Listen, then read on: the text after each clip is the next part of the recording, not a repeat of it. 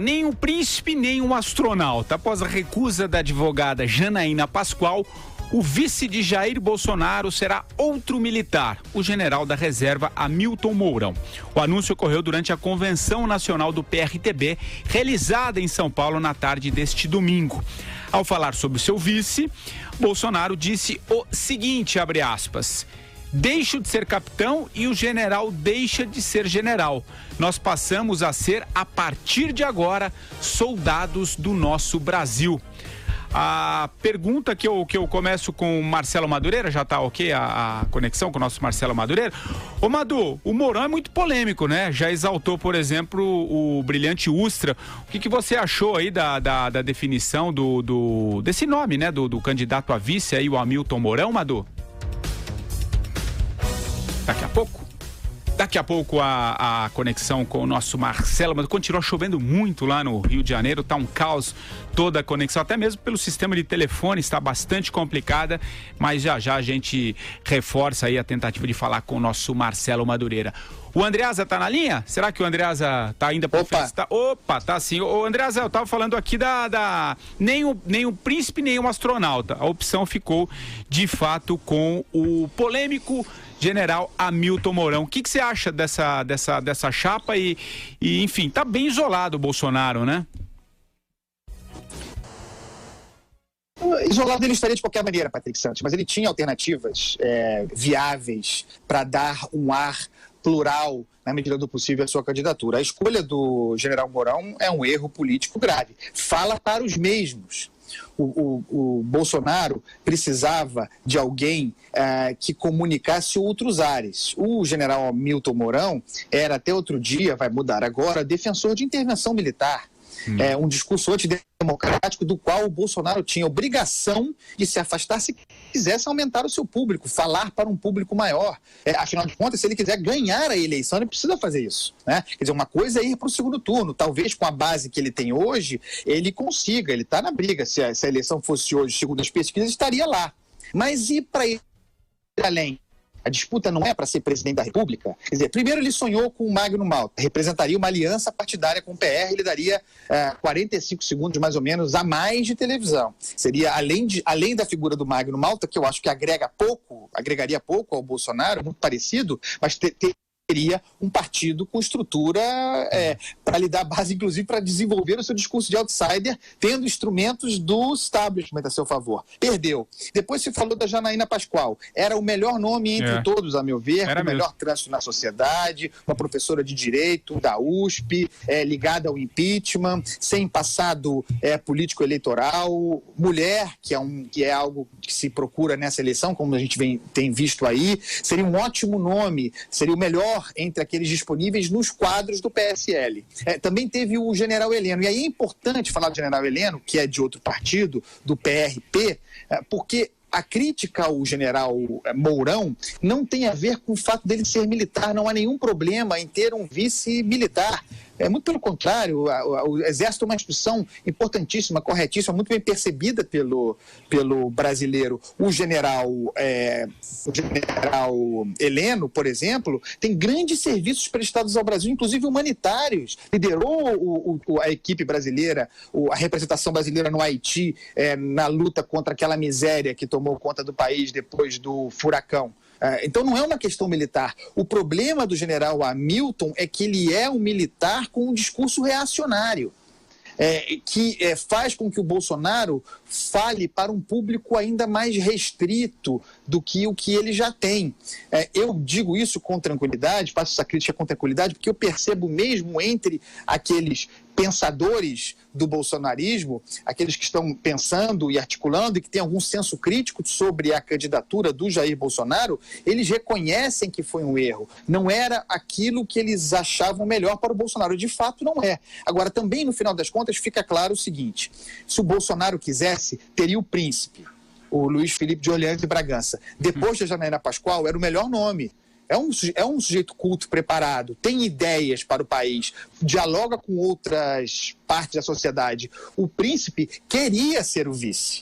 Ao escolher o general Mourão, fica claro que, a parte talvez o Magno Malta, uma vez não tendo o Magno Malta, aquilo que o Bolsonaro sempre quis para vice era um militar. Conseguiu. O que você acha, Marcelo Madureira? Agora a definição, batido o martelo, Hamilton Mourão vai ser o vice do Jair Bolsonaro. O próprio Andreasa já falava, né, desse isolamento, das possibilidades de outros nomes, mas enfim, agora uma chapa puro sangue militar. O que você acha, enfim, a tua análise sobre essa candidatura? Por enquanto o Bolsonaro lidera, né? Isso é inegável, as principais pesquisas para a corrida eleitoral. Enfim, o que você acha que muda e o que você acha do nome do polêmico Mourão? Eu acho que o Hamilton Mourão é também uma escolha desse plano D, E, F, sei lá, né? Já que o plano A e B do Bolsonaro certamente não eram ter um general Mourão, né? Uma figura tão controversa, tão polêmica e que dá uma característica ultra militar à chapa. E eu acho que isso aí foi uma escolha talvez infeliz, talvez uma escolha por falta de opção mesmo, né? É curiosa a foto que a gente viu hoje, eu vi pelo menos na internet, né? É o presidente do partido, Levi Fidelis, secundado por o Hamilton Mourão e o Bolsonaro, né? Os três patetas ali, uma coisa muito engraçada, principalmente a figura baixinha do Levi Fidelis. É curioso, né? Porque você pode dizer, o general Hamilton Mourão pelo menos não é ligado ao agronegócio.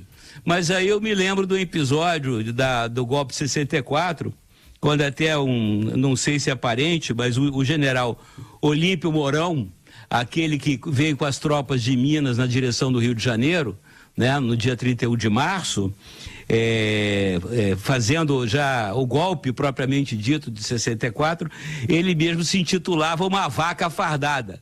Então, de certa forma, Mourão com Mourão e vaca fardada, de repente o general Hamilton Mourão é um representante também do agronegócio. Agora é isso, é um isolamento político, né? O Bolsonaro já tem muita dificuldade de falar para grandes parcelas da população, né? Os afrodescendentes, as mulheres, os homoafetivos, enfim, complica bastante. Vamos ver também como é que se desenrola essa campanha. E eu acho o seguinte, de repente o general Mourão vira uma espécie de Ciro Gomes do Bolsonaro, né? Um fio desencapado do Bolsonaro. Vamos ver o que ele vai falar aí do período eleitoral. Ô Andreasa, antes de... Fala, Andreasa. Oi, eu só queria... fazer um... Claro, vai lá. Eu só queria depois que você também falasse um pouquinho, porque de certa forma a entrevista foi na sexta, mas repercutiu muito, né? O que vocês acharam também da entrevista do Jair Bolsonaro à Globo News na noite de sexta-feira? O que foi aquilo, Andreasa? Tá, vamos lá, vamos chegar lá. Primeiro eu queria fazer uma justiça ao Jair Bolsonaro. Ele não ficou isolado. Ele sempre esteve nesse lugar. Em certo sentido, bastante amplo e pensado, esse lugar de isolamento é um que ele construiu para si. Ele buscou esse lugar. E talvez não estivesse onde está, em termos de pesquisa, em condições competitivas, se não tivesse traçado essa estratégia. Ele precisa... O Bolsonaro sempre precisou mostrar que é diferente, rejeitar alianças, em certo sentido, atacar a ideia de atividade política convencional, aquela que se faz no parlamento de que ele é parte. Foi graças a isso, a essa posição de outsider, de inimigo do establishment, que ele chegou até aqui. Mas é uma posição que o isola e limita as suas possibilidades. Então ele teve perto, o Bolsonaro, de conseguir, a ser verdade, a articulação, ter tido o vigor que se diz que teve, de quebrar isso e ter a grande conquista de trazer o PR para si. Um partido do establishment. Aí seria um passo contra o isolamento.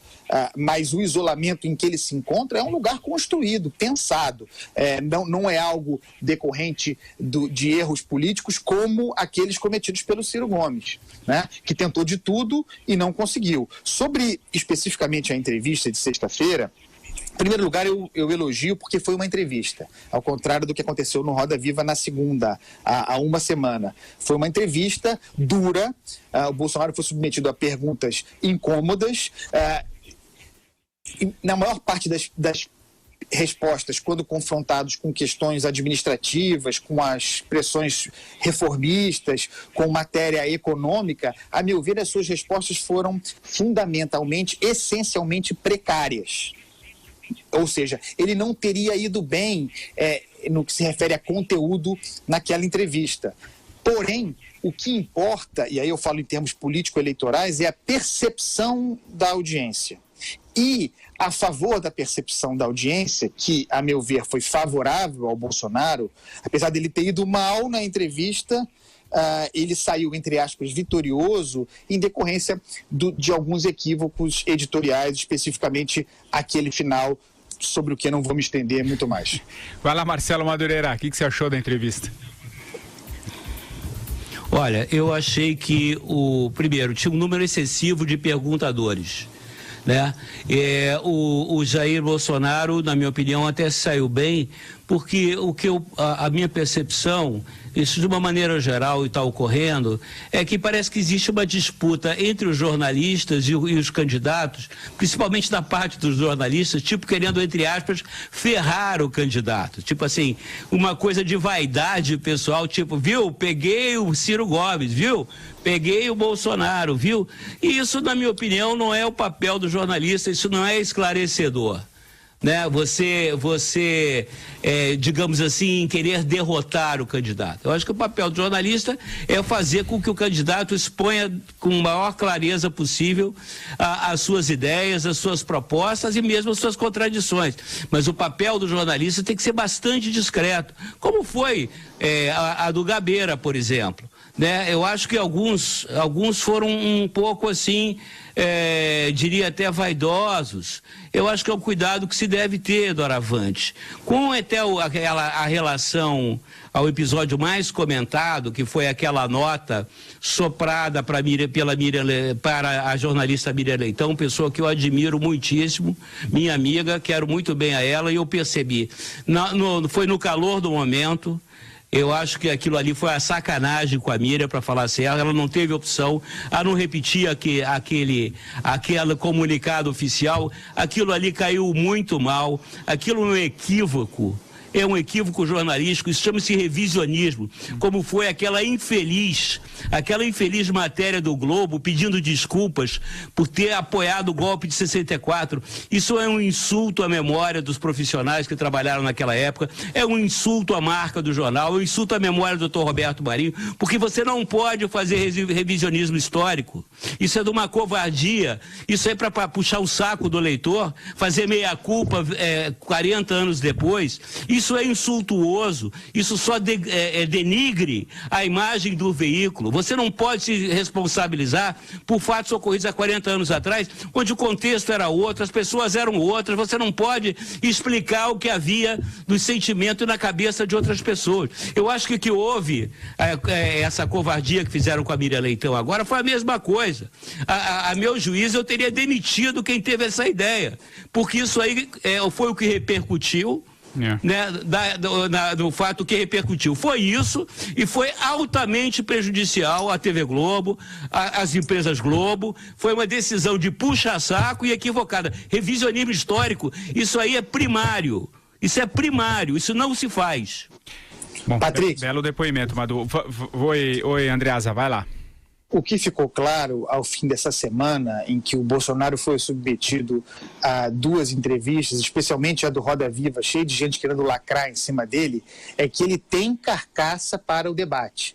Mesmo quando erra, mesmo quando expõe a sua insuficiência, a sua falta de preparo, porque no caso do Bolsonaro, para mim, pensando no governante, tem alguém que não tem preparo. Tem alguém que está despreparado para administrar o Brasil. Mas em termos político-eleitorais, o modo como ele expressa o seu despreparo, a forma humilde como se coloca, muitas vezes a maneira como os jornalistas tentam acuá-lo, o conjunto desse cenário é percebido pelo eleitor de uma maneira favorável para o Bolsonaro. Então, para mim está claro o seguinte: a desconstrução, a desidratação do Bolsonaro não virá por meio de entrevistas, não do modo como se mostrou até agora, tampouco nos debates em que ele se deparará aí sim com os seus adversários diretos. Jornalista não é adversário de candidato.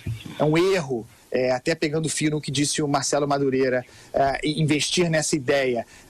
Um jornalista, quando trata um político, um entrevistado, como adversário, faz o jogo eleitoral do político, dá condições para que ele seja percebido como vítima. E o Bolsonaro usa isso muito bem, tem carcaça, para destruir o Bolsonaro eleitoralmente vai ter que ser com o uso da máquina mesmo. Em debate, em entrevista, não será. Talvez no próprio horário eleitoral. Aliás, uma bela análise também, Andreasa.